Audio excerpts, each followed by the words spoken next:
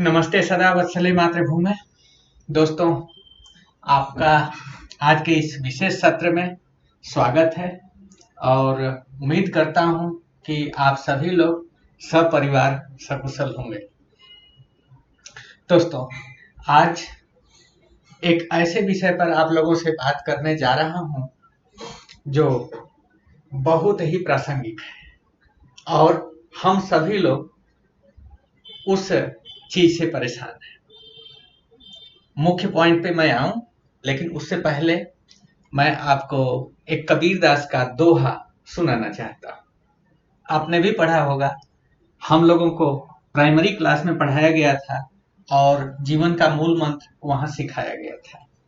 दुर्भाग्य की बात ये रही कि जो हमें व्याख्या दी गई थी वो बड़ी सटीक नहीं दी गई थी, बड़ी छोटी सी दी गई थी और शायद कबीरदास की बात अधूरी रह गई थी, हमारे समझ में बहुत कम आई थी। उनका दोहा है, आपने भी सुना होगा, पढ़ा होगा, साच बराबर तप नहीं, झूठ बराबर पाप, जाके हृदय साच है, ताके हृदय आप। इस दोहे के 4 टुकड़े हैं। साच बराबर तप नहीं, झूठ बराबर पाप, जाके हृदय साच है, ताके हृदय आप। अब मैं पहली चीज से शुरू करता हूं। साच बराबर तप नहीं। कबीरदास ने अपने अनुभव से, अपने ज्ञान से, गुरुओं से जो उनको ज्ञान मिला था उसके आधार पे उन्होंने ये बताया कि सत्य के बराबर कोई तपस्या नहीं है। अब इस चीज को आप नोट करिएगा, बड़े ध्यान से सुनिएगा। कबीरदास जी कहते हैं कि सत्य के बराबर कोई तपस्या नहीं है। मतलब अगर एक सत्यवादी व्यक्ति है तो उसके सामने दुनिया के बड़े से बड़े तपस्वी भी फेल है। सबसे बड़ा तपस्वी वो है जो सब सच बोलता है। अब हमारे लिए महत्वपूर्ण क्या है, क्योंकि हम तो जो गृहस्थ जीवन में रहने वाले लोग हैं वो महातपस्वी तो नहीं है। कबीरदास के पैमाने पे देखा जाए तो महातपस्वी तो नहीं है, सबसे बड़े तपस्वी तो नहीं है। होता क्या है कि हम महातपस्वी मान लेते हैं, किसी को भी महातपस्वी मान लेते हैं। महातपस्वी मेरे कहने का मतलब सत्यवादी, सत्यवादी मान लेते हैं। जब भी कोई अच्छी बात हमसे करता है तो हम भरोसा कर लेते हैं कि ये आदमी सच बोल रहा होगा, सच बोल रहा होगा। लेकिन जो क्राइटेरिया है कबीरदास ने जो बताई है उसको भूल जाते हैं। क्या भूल जाते हैं? अगर हम किसी के बात को सच मानते हैं उससे पहले हमें ये देख लेना चाहिए कि इस व्यक्ति का आचार विचार व्यवहार काम क्या किसी महातपस्वी जैसे है, क्या उसकी जिंदगी किसी महातपस्वी जैसे है। महातपस्वी की जिंदगी कैसी हो आप अपने हिसाब से सोच सकते हैं। आपको शास्त्र में, ग्रंथ में, रामायण में, महाभारत में बहुत जगहों पे बताया गया है कि एक तपस्वी कैसा होता है, उसकी चाल चलन कैसी होती है, उसकी जिंदगी कैसी होती है। किसी को भी आधार आप बना लीजिएगा और आप देखिए कि क्या किसी पे भरोसा करते टाइम, किसी के बात को सच मानने से पहले आप उस व्यक्ति को महातपस्वी व्यक्ति के चरित्र से तुलना करते हैं? क्या आप जानने की कोशिश करते हैं कि ये व्यक्ति महातपस्वी है और सच बोल रहा है?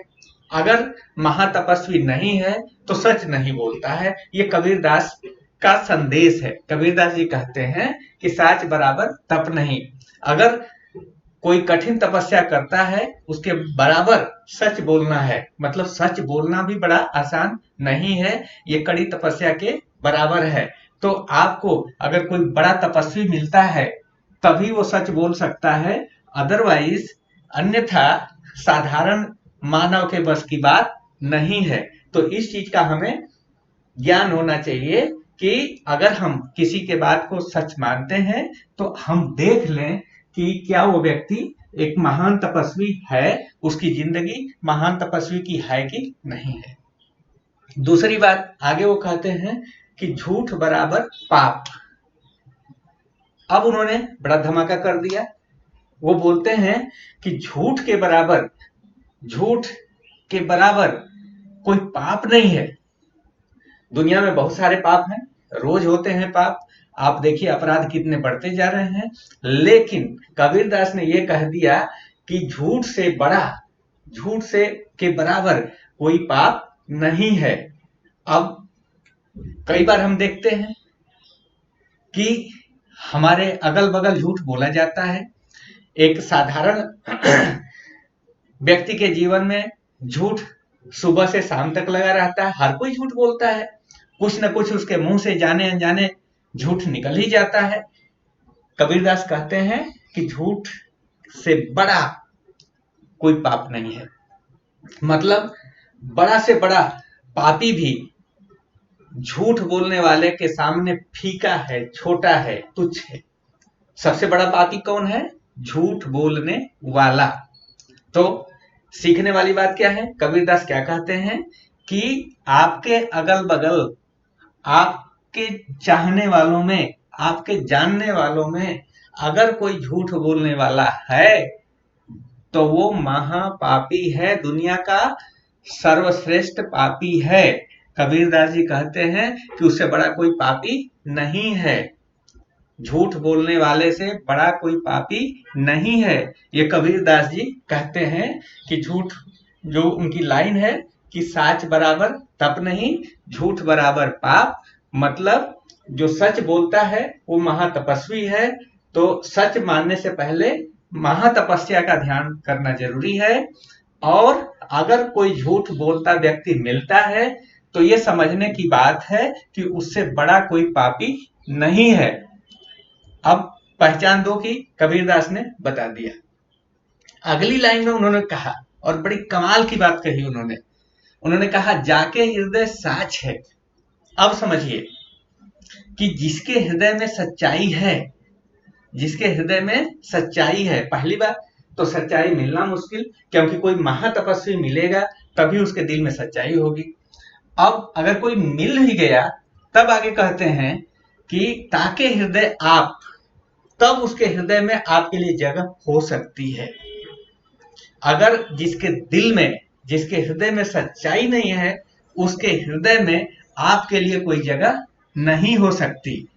यहां एक चीज और आपको मैं बताता हूं कि जो हमें समझाया जाता है, जो दोहे में आप शब्द है उसके लिए लोग अर्थ भगवान निकालते हैं कि जहां जिसके दिल में सच्चाई है उसके दिल में भगवान का वास होता है, इस तरह से समझाया जाता है। लेकिन मैं थोड़ा इसे भिन्न समझता हूं। भिन्न इसलिए समझता हूं, हमें पढ़ाया जाता है, सिखाया जाता है, शास्त्रों में है कि भगवान सर्वव्यापी हैं, कण कण में व्याप्त हैं, रोम रोम में व्याप्त हैं। तो अगर भगवान हर जगह व्याप्त हैं तो वो जिसके दिल में सच है वहां भी होगा, जिसके दिल में सच नहीं है वहां भी होगा, क्योंकि भगवान तो कण कण में है। तो मैं आप शब्द का अर्थ भगवान नहीं लेता हूं, आप का मतलब केवल आप ही लेता हूं, मैं लेता हूं, आम आदमी पार्टी नहीं लेता हूं। आप का मतलब योरसेल्फ, आप। तो मैं इसका मतलब निकलता हूं कि जिसके हृदय में सच्चाई है, जो आदमी सच बोलता है, उसी के हृदय में आपके लिए जगह हो सकती है। कहने का क्या मतलब?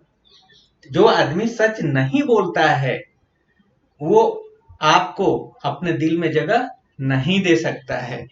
तो अगर आपको लगता है, लोग बोलते हैं कि मैं आपके लिए कुछ भी कर दूंगा, आपके लिए मैं चांद तारे तोड़ के ला दूंगा, लेकिन आप पहले ये पता करिए कि उनके दिल में सच्चाई है कि नहीं है। अगर सच्चाई नहीं है तो उनके दिल में आपके लिए कोई जगह नहीं हो सकती, आपके लिए कोई रेस्पेक्ट नहीं हो सकती, कोई सम्मान नहीं हो सकता। तो कबीरदास ने जीवन जीने के लिए एक बहुत बड़ा मंत्र ये दिया है, और इस मंत्र का अगर आदमी ध्यान रखे तो मुझे लगता है कि 99% जो दुख है, जो तकलीफ है, किसी भी आदमी के जीवन से निकल जाएगा। लेकिन है बड़ा कठिन, क्योंकि आज की दुनिया है उसमें आपको महातपस्वी ढूंढना। उन्होंने बोल दिया कि साच बराबर तप नहीं, अब सच बोलने वाला ढूंढना, इतना बड़ा तपस्वी ढूंढना संभव नहीं है। झूठ बराबर पाप, उन्होंने बता दिया कि झूठ के बराबर कोई पाप नहीं है। तो अगर पाप नहीं है इससे बड़ा, इसके बराबर, तो भाई यहाँ कौन झूठ नहीं बोलता है, ये कैसे पता किया जाए? और अगर कोई मिल गया, अगर मैं सुबह से शाम तक किसी पे नजर रख दूं और पता चल गया कि आदमी मेरे से झूठ बोल रहा था या किसी और से झूठ बोल रहा था। आज तो बहुत सारी चीजें आपने सुना होगा कि आदमी घर में रहता है, बच्चे को बोल देता भाई पड़ोसी कोई पूछने आया तो बोल दो कि मैं घर में नहीं हूं, झूठ हो गया। अब झूठ हो गया तो एक तो महापाप हो गया। अब तो वो बच्चा अपने बाप को भी महापापी समझने लगेगा अगर इस व्याख्या को व्यवहार में लाया जाए तो ये बड़ा मुश्किल हो जाएगा। लेकिन कबीर दास ने ये बताया है, हाँ, अगर इसका आंशिक रूप में भी ध्यान रखा जाए तो आदमी किसी बड़े धोखे से बच सकता है, क्योंकि झूठ तो आज चल ही रहा है, महापाप चल ही रहा है, महातपस्वी कोई है नहीं। और इन महापापी को ही लोग समझ लेते हैं कि इनके हृदय में सच्चाई है और इनके हृदय में मेरे लिए जगह है, और जगह समझ करके बैठ जाते हैं और पता चलता है कि उनके हृदय में सामने वाले के लिए जगह बिल्कुल नहीं थी। तो सामान्य आदमी के लिए कबीरदास का ये संदेश मुझे लगता है कि बड़ा कीमती है, और जो हमें बचपन में पढ़ा दिया गया था शायद उस टाइम हम इतनी गंभीरता से समझ नहीं पाए थे, या हमारे शिक्षक उस टाइम हमें बच्चा समझ के ज्यादा समझाए नहीं थे। अगर उन्होंने समझा दिया होता तो शायद कुछ और ही हमारी नजर होती, कुछ और ही हमारा नजरिया होता। दोस्तों, मुझे लगता है कि कबीरदास के दोहे की यह व्याख्या आपको अच्छी लगी होगी और आपके जीवन में शायद कुछ काम आ जाए, तो मुझे बड़ी खुशी होगी। इन्हीं बातों के साथ आज का यह सत्र खत्म करता हूं। आप सभी लोगों ने ध्यान से सुना, इसके लिए बहुत बहुत धन्यवाद।